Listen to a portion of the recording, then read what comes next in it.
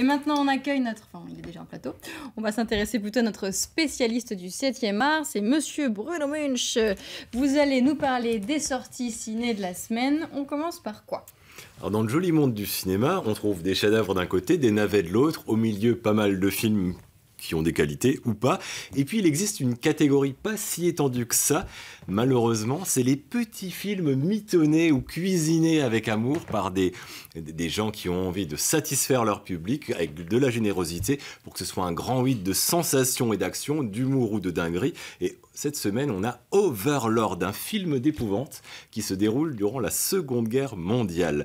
Et donc, il arrive en fanfare dans cette superbe catégorie. C'est pas la première, c'est pas pour vous. Donc, on a des soldats énervés, on a d'horribles nazis, des humains zombifiés par un sérum clairement louche. Donc ça mitraille, ça défouraille, ça gicle dans tous les coins de l'écran. C'est vraiment pour vous, Malika.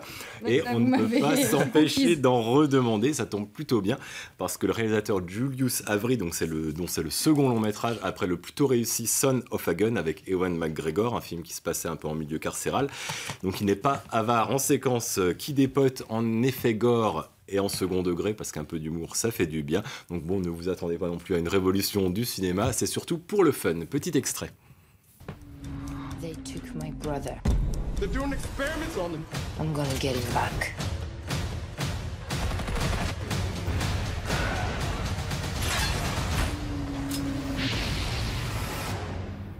C'est ma cam, hein. Ça, vraiment, vous avez visé dans le mille. Ça se passe en Normandie, non ? Non, ça se passe pas. Enfin, c'est censé se passer en Normandie, mais ça n'a pas été tourné dans le coin. On aurait vu des zombies. Vous auriez été au courant. Vous auriez pas être figurant pour jouer le rôle d'un... À quel rôle vous le voyez faire, le figurant ? D'un héros, d'un héros, bien entendu. Bon, allez, un film pour vous, tous les deux. Amanda, c'est un drame de Michael Herz. L'histoire se déroule à Paris, de nos jours. Vincent Lacoste, qui avait joué dans Première année, milieu de la médecine, incarne David, un sympathique jeune homme qui travaille comme tailleur de haies, et puis il travaille un petit peu dans les quartiers, dans les banlieues, etc. Donc il rencontre Léna, il lui fait une cour romantique, puis il a sa sœur Sandrine, maman d'une petite fille adorable de 7 ans, Amanda. Donc l'introduction, comme ça, on s'attend à quelque chose de bien, on est confortablement installé, tout va bien, mais la suite est beaucoup moins drôle puisque Amanda perd sa maman dans un attentat et se retrouve élevée, donc seule, élevée par son jeune oncle immature, donc Vincent Lacoste. Mais le film n'est pas du tout dramatique ni triste, bien au contraire. Il y a vraiment beaucoup de sensibilité. Je vous conseille d'aller voir ce film parce qu'il est très très beau. Petit extrait. Je m'étais jamais imaginé que je devrais m'occuper de ma nièce un jour.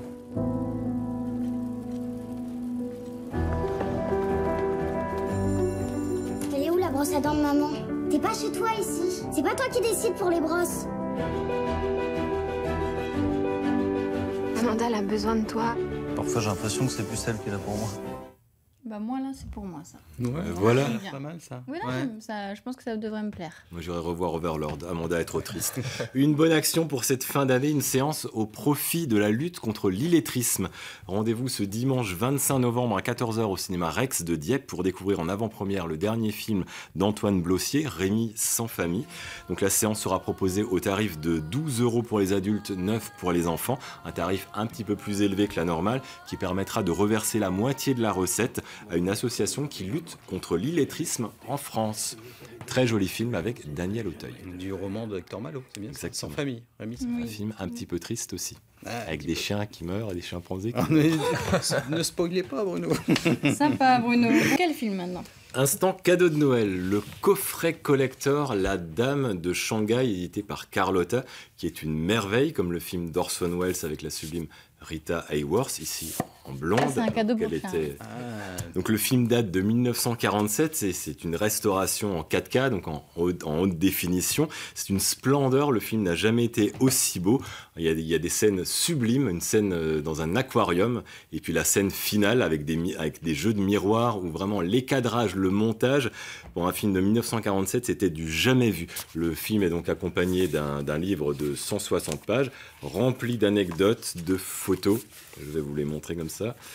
Donc c'est un livre de 160 pages donc sur un couple de stars, À l'écran, donc Orson Welles et Rita Hayworth, qu'on voit Quelle élégance. là, quelle élégance. Et Orson Welles, malheureusement, ils étaient également couple à la ville, mais en plein divorce, ce qui donna lieu quand même à un tournage épique, ils refusaient de se parler. Ils disparaissaient des plateaux, il y a eu une guerre des producteurs avec le caractère très difficile de son réalisateur, scénariste et comédien, et sa mégalomanie. Le tournage se faisait non pas en studio, comme c'était habituellement le cas, mais en milieu naturel. Donc, ajouter à ça des idées de mise en scène complètement folles. Donc toute cette folie est totalement retranscrite dans ce livre. Et en résumé, c'est un coffret à offrir absolument Combien pour ça coûte Noël. Ça vaut 49 €. Vous auriez un peu pu cher. l'offrir à Charles, mais comme il a oublié les gâteaux. Exactement. Voilà, pas de gâteau, pas de Pauvre coffret. de moi, je suis vraiment triste. Dommage, hein. C'est dommage. C'est bien dommage. Et pour terminer, ce soir à 19h30 au cinéma Luxe de Caen, le documentaire d'Anne Jochum et Laetitia Godin-Lepuil, Bienvenue Mr. Chang. Je pense qu'il y a un jeu de mots avec Bienvenue Mr. Chang. C'est un film très connu avec Peter Sellers. C'est dans le cadre du festival Migre en scène, organisé autour de la thématique d'ici et d'ailleurs ensemble.